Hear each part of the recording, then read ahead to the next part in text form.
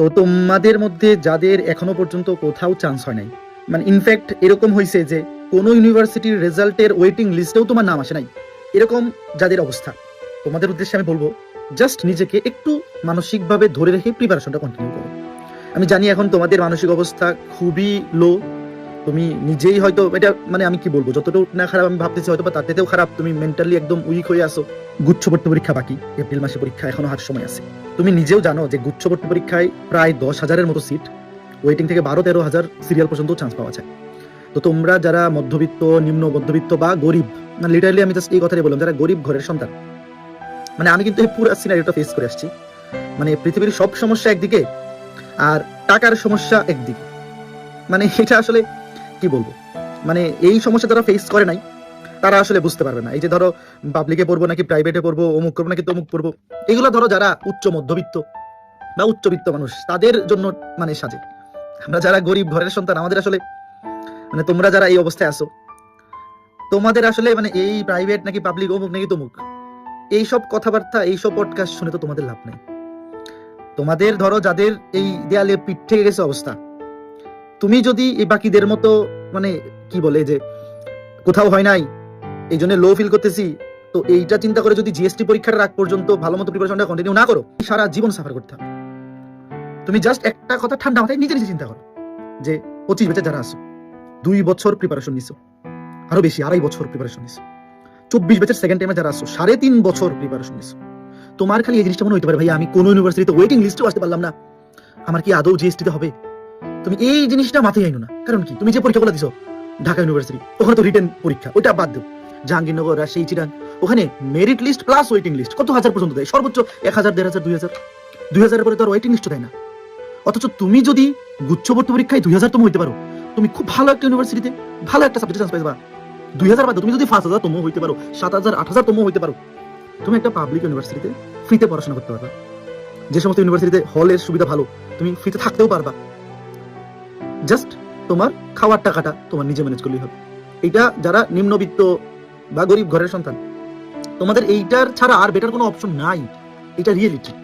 যারা বলতেছে যে হ্যাঁ পাবলিকে হয় না, প্রাইভেটে পড়তে যাও, অমুক করো তমুক করো, বিদেশ চলে যাও, এগুলা ভাইয়া, তুমি যদি প্রাইভেটে পড়তে যাও, আমার ফ্রেন্ড সার্কেলে যারা প্রাইভেটে পড়াশোনা করছে, যারা একটু ভালো মধ্যবিত্ত বা একটু একটু বড় লোক টাইপের এলাকায় ছিল, তাদেরও লাস্টে 7 সেমিস্টার 8 নাম্বার সেমিস্টার টাকা দিতে খুব কষ্ট হয়েছে।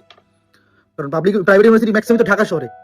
তো তুমি ঢাকা শহরে আসবা, এখানে টিউশন ফি আছে, তারপরে তুমি যে থাকবা ঢাকায়, প্রাইভেট ইউনিভার্সিটি তো ফ্রিতে থাকা যায় না হলে, ঢাকা শহরে মাসে থাকা খাওয়াতেই মাসে যেই পরিমাণ খরচ, প্রায় টিউশন ফি এর সমান খরচ শুধু ঢাকা শহরে থাকা খাওয়ার। তো তোমার জন্য ভাই একটাই রাস্তা, নিজের সর্বোচ্চ পরিশ্রমটা করা। আর তোমরা যারা এখনো কোথাও চান্স পাও না, ধরো কোথাও ওয়েটিং লিস্টে আসো না, এরকম তো না যে তোমরা পড়াশোনা খারাপ করছো। আগামী এই গত 1.5, 2, 3টা বছর তুমি তো পড়াশোনা করছো, ফিজিক্স, কেমিস্ট্রি, ম্যাথ, বায়োলজি, কয়টা অধ্যায় আছে শর্ট সিলেবাসে, প্রত্যেকটা অধ্যায়ে কি কি টপিক আছে এগুলো তুমি জানো, খালি রিভিশন দিলেই হবে। ভাই এরকম না যে তোমার পরীক্ষা খারাপ হয়েছে, ভাইয়া এরকম হচ্ছে ব্যাপারটা। ধরো চিন্তা করো, জাহাঙ্গীরনগরে ভাই একটা ইউনিটের সিট মাত্র 200-300, ধরো লিস্ট দিছে 1,000 পর্যন্ত। তো তুমি যতই পড়াশোনা করছো, তোমার চিন্তা 1,000 জন ভালো পরীক্ষা দিয়ে ফেলছে পরীক্ষায়, এই জন্য তোমার চান্স হয়নি। জিনিসটা এভাবে চিন্তা করো যে তুমি খারাপ করো নাই, বাকিরা একটু ভালো করছে। জিএসটিতে সিট তো 10,000, বাংলাদেশে 10,000 স্টুডেন্ট এখন যারা বাকি আছে, তাদের মধ্যে তোমার চাইতে ভালো করে ফেলবে সম্ভাবনা খুবই কম। যদি খালি তুমি তোমার পরীক্ষাটা দিয়ে আসতে পারো, আর কিচ্ছু লাগবে না। তুমি যথেষ্ট ক্লাস করছো, যথেষ্ট পরীক্ষা দিছো, কোন অধ্যায়ে কোন টপিকগুলো গুরুত্বপূর্ণ এগুলো সবই তোমরা জানো। তোমার কাছে সব বইও আছে, ভার্সিটির প্রশ্ন ব্যাংক এতদিনে তুমি কিনছো, আমাদের এসএস এর বইগুলো হয়তো আছে, বা যে কোনো কোচিং এর বই বা যে কোনো পাবলিকেশনের বই তোমার কাছে আছে। এখন তোমার কাজ হচ্ছে খালি রিভিশন দেওয়া, নিজে ভাষায় পড়া। যেই 4টা সাবজেক্ট, ফিজিক্স, কেমিস্ট্রি, বায়োলজি অথবা বাংলা, ইংলিশ, যে কোনো একটা, যেই 4টা তুমি অ্যান্সার করবা জিএসটি, জাস্ট বাসায় বসে একটা অধ্যায় সবগুলো টাইপ কভার করে আর পড়তে থাকো। দেখো আমি আবার বলতেছি, আমি এই ভিডিওটা বানাচ্ছি যাদের প্রাইভেটে পড়ার মতো টাকা নাই, বিদেশ চলে যাবো ভাই, বিদেশ চলে যাওয়ার জন্য তো একটা ইয়াতে যাওয়ার জন্য যে পরিমাণ টাকা লাগে, ওই টাকা দেওয়ার মতো সামর্থ্য নাই। তোমার সিনারিও ভিন্ন, তোমার চান্স পাইতেই হবে। একটা প্রায় পাবলিক ইউনিভার্সিটিতে পড়া, এটা একটা নিজের কি বলবো, নিজের একটা পায়ের তলায় মাটি তৈরি করা। এটা আসলে বাকিদের ক্ষেত্রে একরকম, তোমার ক্ষেত্রে আর একরকম। তুমি যদি নিজেকে লো ফিল করা শুরু করো, তাহলে আরো খারাপ হয়ে যাবে। মানে তুমি জিনিসটা ভাবিওই না যে আমি কিচ্ছু পারি না, আমার পরীক্ষা খারাপ হয়েছে না। তুমি খালি চিন্তা করো বাকি ইউনিভার্সিটিগুলোতে বাকিরা যে সিট আছে 500 জন তোমার সাথে ভালো পরীক্ষা দিছে, সিট আছে 1,000 জন তোমার সাথে ভালো পরীক্ষা দিছে, তুমিও ভালো পরীক্ষা দিছো, ওরাও ভালো পরীক্ষা দিছে, কিন্তু ওদের পরীক্ষাটা একটু বেশি ভালো হয়েছে।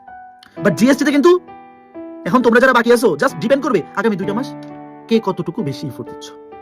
যে বেশি এফোর্ট দিবা তার রেজাল্ট বেশি ভালো হবে। ফ্রেন্ড সার্কেলে অনেকে চান্স হয়ে গেছে, বাসা থেকেও হয়তো বা টেনশন করতেছে, তুমি নিজেকে বোঝাও, বাসার মানুষদেরকেও বোঝাও যে এখনো কিন্তু অনেক বড় একটা সুযোগ বাকি আছে, এটা কাজে লাগাও।